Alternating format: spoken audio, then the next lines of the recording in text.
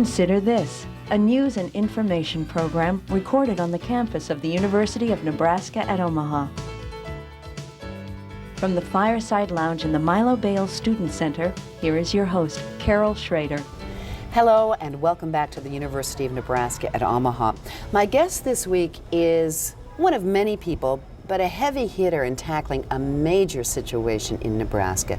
I'd like to introduce to those of you who may not be familiar with Omaha State Senator Jim Jensen, I'd like to introduce him to you. He is chairman of the Health and Human Services Committee of the legislature. He's been on that committee since he's basically served in the legislature for 9 years and has been the chairman for the past 5 years. About half of that, a little more than half that time. We have reached a point where we could not do two things. We could not put more money into the stream to supply mental health services in the state because of our budget problems. And we also couldn't deny that we had a system that was ranked very low nationally. Yes, by some. So these are two important kinds of things. Exactly. By some indicators, we're 49th in the nation. And then what is sad about that, at one time we were in the upper tier.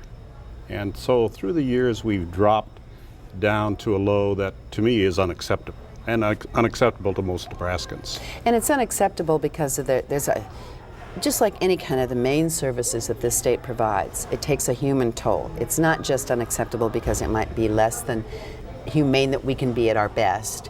But I mean, the families and the individuals affected, I'm sure you've heard stories since you've delved into this whole issue in the past, well, several years, but I'd say the last year is really where it's keyed up because of the closing of Richard Young and the past closing of other psychiatric institutes. You're absolutely right. And in visiting with those people, those families, and to listen to their stories, how they've tried to work through the maze that's out there, how they've tried to find the services for their loved one. And it is not just one attempt, several attempts, and it keeps going around this circle. To find that place that can service their individual. And some of these people have health insurance. It's not like everybody's, although we can get into a whole show about parity of mental health. That's right. And physical health in the insurance world. But it's not like they're on the dole, as some people might say. They're just looking to find a way to take care of a health situation in their family that tears people up. That is correct, but almost every insurance policy has a level or a cap that once you reach that, then you're at the end. And it's generally lower than what we call the physical health part of it. That is correct. And like I said, we could do a whole other show on some of that stuff. But you've talked to some very hurting people and families, and then we've had budget cuts. We have a projected shortfall in revenue coming up of 150, maybe $200 million. That is correct.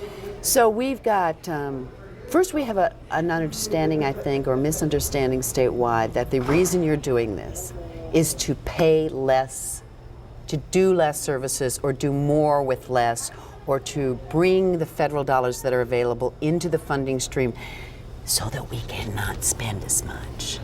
Yes, and that is not the case at all. We do not want to cut any spending in mental health. What we would like to do is being able to leverage dollars to expand and multiply the dollars that we currently have so that we can provide more services to more people in more places with more options. So we're not looking to cut dollars. We're really looking to find dollars to expand the system that we have. To increase it without maybe looking at the general fund, to provide those better services that can, so that the quality can be what you and I think every Nebraskan is looking for. Exactly. Okay, one of the things that is at the crux of this is that the dollars that can be leveraged, the Medicaid dollars, the 60% funding we can get from Medicaid is for what are called community-based services. That is correct. Now, that can be a good thing, so your families can be close to their people. But as you look at the bigger picture, you say, we've got some old facilities called the 3 regional centers, which are the major residential treatment centers in the severe cases, and some of the real behavioral problems that might even be involved in the court system, to protect all of us and themselves. Yes. They're archaic in some cases, in some parts. They require a lot of money just to keep them running, not to mention that they cost $64 million a year. And we have a lot of wonderful people that work at those centers. Excellent. And cities primarily, well, Lincoln is one, but the ones that might kind of be targeted are Norfolk and or Hastings. Those are really important parts of their economy too. They sure are. So this is, every time you want to tweak one thing, you're dealing with some huge issues.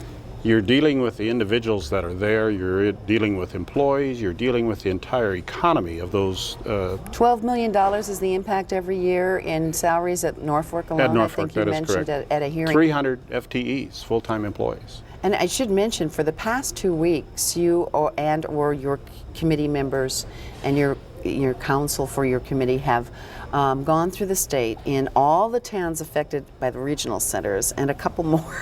That's right. Including Omaha, and have, not in formal committee hearings, but in informal hearings, have listened to consumers, providers, and the county and regional officials that are is correct. involved in the 6 regions of the state for input. That's correct. Because you have a deadline. Well, last year we passed LB 724, which is a bill that I introduced to set a roadmap on mental health, behavior health reform. That passed unanimously by the legislature. And by that passage of that bill, I was directed to begin and to submit implementing legislation to then set about reforming our mental health system, our behavior health system.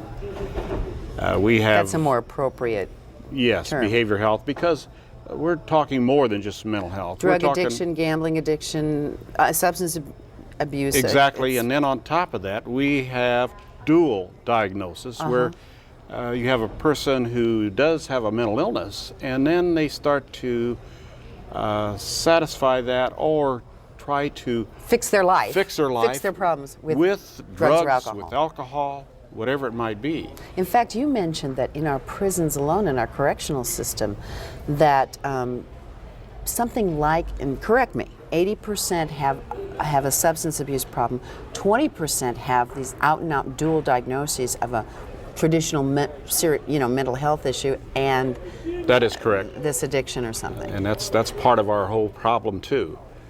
There was a time before we ever built the regional centers that a person with mental illness was placed in jail. That's where we serviced them. That's now illegal according That to the is- U.S. that is Supreme Court, illegal, and and probably that's a good thing. That is a good thing. I'm pleased that we don't do that anymore. So we developed the regional centers, 3 centers in the state of Nebraska, but they were developed really at the close of the 1800s and beginning of the 1900s, and then we've added buildings since then. But they were designed a long time ago. And An old model, so to speak. That is correct. And they were designed in campuses, many communities, many cities almost, where the individuals, the patients were there. There was a staff that actually lived on campus, and these were built in multiple buildings, and they provided their own many times gardens, sometimes even farms, sometimes even livestock. They provided their own cooking. They provided their own laundry. And so they... And some people were there for life. It was, when you were committed, it was a life sentence. They used to say, we put you away. Those And I mean, that's insane a very... asylums is what we call them. I'm but glad we don't use that word When we anymore. used to say we put them away, they meant That's right. away for a long time or possibly for good. That Because is we correct. didn't know as much about treating. We didn't know as mental much. We didn't illness. know how to treat them. And by the way, the treatment that we performed back then was archaic and almost inhumane. But it was the best that we had to offer at the time. Yes, and we that have is come correct. a long way. That is correct. But the facilities, just in terms of therapeutic models, newer therapeutic models, more light, more exercise, more places, where there were, solitary places for those that are dangerous. But I mean, the doors there are those big metal doors with little windows and no light or very few windows. I mean, it's not conducive to, let's say, a normal person's mental health. That is correct. That is Do you know what correct. I'm saying? And That plays a great part in recovery of somebody with mental illness. First of all, they got to start feeling good about themselves. They've got to get out of the depression mode, and they have to feel that I can make progress. And so we want them in an environment that is receptive to that. And these models at the time were fine, but we know that today that there are better opportunities. This is not a good parallel, but let's take people back, I want to say 20, almost 30 years, when we first talked about moving our mentally retarded, mentally challenged, in a kind of thing. Not mentally, behavioral health, Right. but the mentally retarded out of institutions, what they used to call warehouses. And this is not an exact No. parallel. But there was great concern that if we were to put them in community-based programs, that was the big buzz phrase then, we wouldn't have the systems in place to handle a virtual, not quite, but we emptied out the Beatrice State Developmental Center of a lot of people. And fortunately, at the time, we moved very quickly, as did the whole country at the same Yes. time, and became very aware of new programs. But we have to have any systems in place, the variety of programs, the fluidity of program, where if you need some more, a little heavier residential, but then you can flow into a day treatment or just not a halfway house, but where they can go to certainly. have some movement but some all this fluidity. I forget it's like having a scale and you can move, Right, move people. Mental illness is no different than medical illness, is that certain drugs work on certain people a certain way and not the others. And the human body is so unique and it responds differently, and people respond differently to different treatments. And you So- brought up diabetes in one of the Yes. hearings. We think of that as a chronic physical illness, which you can kind of get by with taking your insulin and taking your blood levels, but then you can have retina problems, or you can have circulation problems, or sores that don't heal, and there's all kinds of problems. But you might have to move in to that more intensive kind of care. That is correct. Hopefully, you'll fix the crisis. That is right, and so that's why we need different options out there, different modes of service. And as we do that, we can then see how the individual is adapting. And our constant goal, of course, is to rehabilitate, get them back into their society, into their friends, and so that they can lead a normal life. Or certainly to the capability given. I mean, some mental is illnesses correct. are serious, but the idea is to optimize them as human beings. Sure. And So we have you have a massive. In addition, you sort of want to restructure the whole state system so the state's more accountable. that is correct. And that the regions, and we've had 6 really hardworking regions, but that maybe they're restructure that a little, and we won't go into great detail. Correct. But this is a huge thing, and you're going to have to. Number one, you're going to tick a lot of people off, one way or the other, because Yes. Especially if Omaha gets a new facility, which the governor has talked about, because purely the population base and and losing Richard Young, NPI over the years, the St. Joe effort to have that resident. Omaha's without any facility whatsoever. And the hospitals are not an appropriate place. Right, the They're hospitals trying are the receiving areas for the into emergency. the ERs, Right. which are not equipped either to handle someone. Longer, more than a quick evaluation. This is where this person needs That to is go. correct. And so we need to do something very quickly in the Omaha area. But aside to that, we also need to do something. A person should be able to receive treatment closer to home rather than have to travel 200 miles, 100 miles, 80 miles, whatever the distance is, so that they can be closer to their community, closer to their support systems, closer to family. It also is less costly than if you do have someone, and if you do say yes, they must go to a treatment center 200 miles away, quite often that involves a person driving and another person accompanying them. So there's a cost in just transportation, that if we can have community-based services in closer to the where the individual's from, it just increases the chance of recovery a great deal. We have a situation in our state, and I guess I'm going to say this because I'm not going to ask you to have to pipe in. Okay. You'll see why. We have a huge urban-rural, or Omaha, or megalopolis Omaha-Lincoln outstate rift. There is no question that that is the biggest rift for anyone that's spent any time down at Lincoln. Correct. You're at least nodding a little. I didn't want to put you on the spot, but that, so if you're talking about, you're an Omaha senator, you're head of this committee, and you're talking about, and the governor is talking about it too, closing one, possibly two regional centers in what we call Greater Nebraska, not in the Omaha, Lincoln kind of metroplex, and possibly building or modifying a facility in Omaha. That rift, that sensitivity, let's call it, that's kind of scabbed there, gets scratched and Yes. and pretty offended. You've got political work ahead of you, not to mention the politics of any industry like the mental health industry. Well, first of all, it's interesting that so many of us urban senators have rural roots. I was raised on a farm between Blair and Kennard in Washington County. My colleague next to me, Diana Shimmick, actually came from Alma, Nebraska. Pam Brown from Omaha came from Broken Bow, Nebraska. All urban senators, rural roots. And So they have more than the average bearer's sense of, well, yes. of how really interdependent the the boy from the agri. farm never loses Yeah. that sensitivity. You have taken that a shower since then, though. That's right.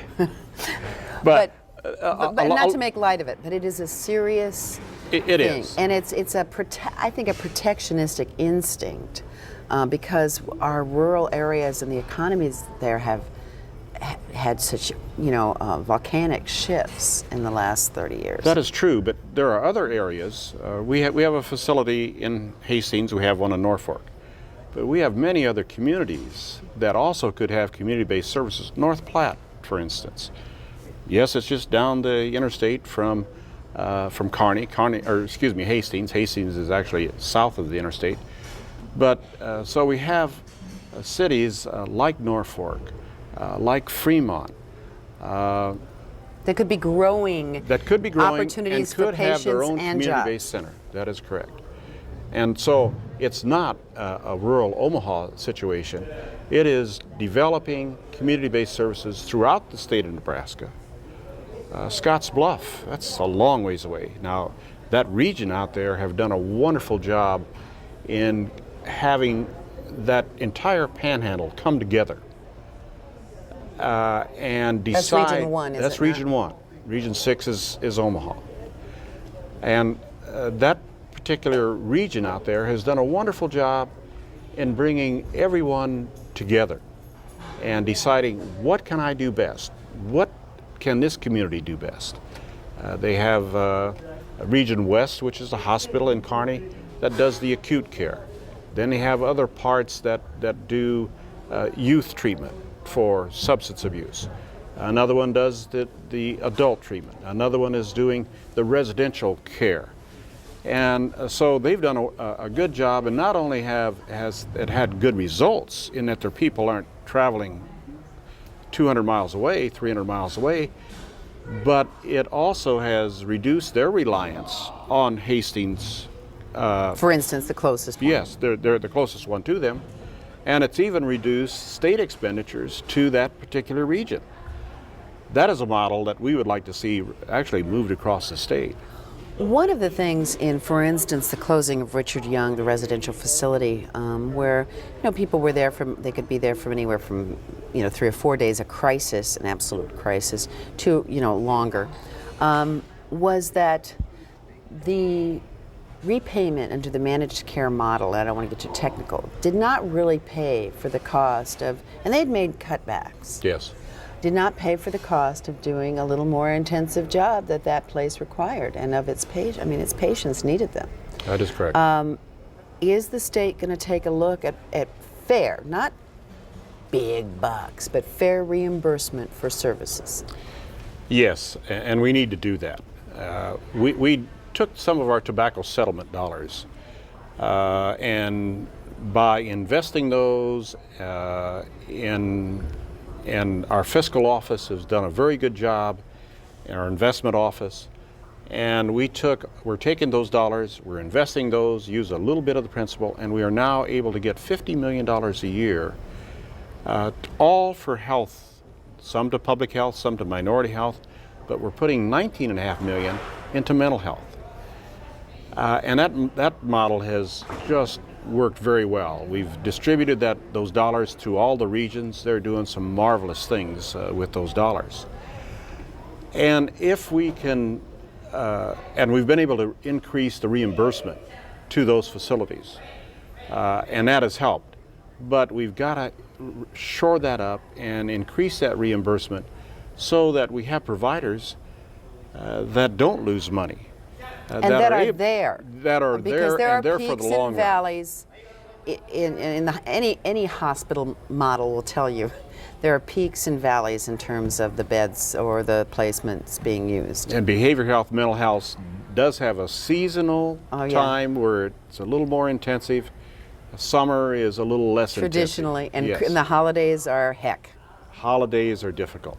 Yeah. So, and that's even similar in the regular hospital industry. That's true. How do you counter the fear that the regions are going to lose some of their power, valid power, for instance, and the mental health boards in the regions and the county? We like a grassroots type of hands-on approach in this state. And of the 6 regions, each one is different. Certainly, they really do operate a little different, but part of that's geographic. Some of it's geographical, some of it is the mix of the individuals that are there, and we need to maintain in those regions the county supervision. They are the ones that are closest to their community. They know what the needs are. And they contribute a certain amount of dollars. Yes, they certainly do. not the bulk, but they do. No. They have some. They're contributing 25%. That's another reason you're looking at this. The counties, with this kind of budget situation that we're in, You got the same problem in the they're States. hurting, and then if you have to cut, I mean, it's robbing Peter to pay Paul sometimes. That is correct. And I hope that we can shore up some of the counties' dollars, and they are under budget constraints. And so we hope that we can shore up them by providing more services and more reimbursement. And we can if we can get into that Medicaid match. Now, our regional centers can't do that. money. It's general fund. The federal people... They don't qualify. No, that is right. They just don't qualify. Strings. And so a community-based center, however, if it's less than 16 beds, can qualify, or a community-based center, if it's attached to a hospital, can qualify for those Medicaid funds. So Nebraska is missing an opportunity here to take our tax dollars and then to match them with federal dollars. 60%. It's even a better match than Yes, a it match. is. That's right. Okay. We're winding the show down, but you're not winding this issue down because you're just getting geared up in what you've got to do. The mandate from LB 724 was that you'll have a bill ready to go in the hopper by the time the session convenes early January. Yes. But you are going to kind of give everybody a chance to consume and masticate this issue. You'll have a bill coming out. We just finished our forums throughout the state. We are now taking all of the information, all of the input from consumers, from providers, from public officials. And we'll put all that together and formulate then a bill that hopefully we have in a draft form the middle of November. And you will take some written comment on that from Oh, absolutely. We can take written comment on that Right now. Right now, and we solicit that. And we should say that to those of you who are watching and may not have had an opportunity to go to these hearings or had something in. If you go to the unicameral site, there are many ways for you to send information Yes, to the chairman my of the email Health address and is Human on there, Services. and we want them. And I'll tell you, citizen comments make a big difference. Especially when they add up, They when do. you see a trend. They do. And so then we will get that out hopefully in the middle of November. Our session starts January 7th. We will then take that rough draft and we might change it even more. But in January, we will then present a bill to the legislature. It'll go through a committee, the Health Committee. We'll have another public hearing, take more testimony. And at that public hearing, after the hearing, we may decide that there's still changes that need to be made before we get to the floor. Now, let me see if I understand what I heard, because I sat into a part of the Omaha hearing forum. I should probably be more accurate. Anything that comes out of this is not necessarily going to say in that bill, we're going to close one regional center or two. No. It's all going to be a policy plan, and then what makes that plan work. Now, you are not going to, the governor, the bodies that make all the decision, not going to close a regional center until there's something to replace it in. We will not close one bed until there's a bed to replace that, exactly, into a community. And, we're still working throughout what do we need to bring up before we even look at reducing a regional center. We have about a minute. Accountability is going to be an important part of this, is it not? Very, You're going very to use important. the two medical schools, medical centers, Creighton and UNMC. Here in Omaha, you're going to create a center of excellence, and a state accountability is going to have a new priority, is it not? State accountability will have a priority, and we're also going to have a committee, a commission that'll overlook that, not long term, but at least for maybe 3, 4, 5 years to make sure that what we're doing is working. And we're going to have accountability on each one of those community-based centers too, to see that the outcomes are there, to see that the treatment is proper. And the people in mental health seem fairly happy that in addition to having a head of mental health for the state, you will have a head clinical officer, someone that oversees the actual medical part of it. That is correct. We haven't had that before. Well, we always run out of time.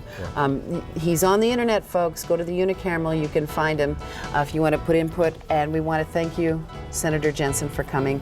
And stay tuned next week. We're going to have an interesting perspective on the Lewis and Clark commemorations. So join us then. Great. To view this edition of Consider This or past programs, visit our website at unotv.unomaha.edu. For comments or questions, call 402-554-2516 during regular business hours. Consider This is a production of UNO Television.